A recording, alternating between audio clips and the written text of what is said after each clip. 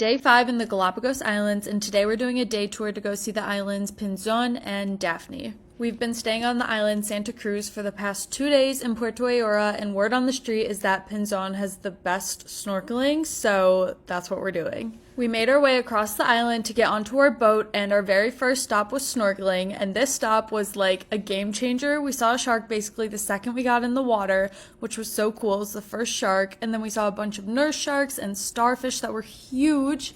We started off on a really good foot with this snorkeling trip, and then we saw a bunch of blue-footed boobies. You can kind of see their blue feet, but I know it's blurry. And then we saw a bunch of white-tip reef sharks, which was so cool. There were about 4 of them just like swarming around in this circle. Apparently they're like not bothered by humans and don't really care about us, but it was so cool just like swimming with them in the water, and they did not care about us, so it wasn't scary at all. And then the next stop was this rock where we got to do a bunch of bird watching, and we saw some boobies. We saw, honestly, I don't remember all the names of the birds, but they were really cool to see. And then we saw some sea lions too, which was so cute because I love them. It was a nice little break from snorkeling because then we went to Pinzón, which was the best snorkeling. It was so cool. The water was so clear, and we saw all of these fish, which are so vibrant in person. We saw marine iguana, and then we saw this sea lion, which was just like swimming around with us, and he was so cute.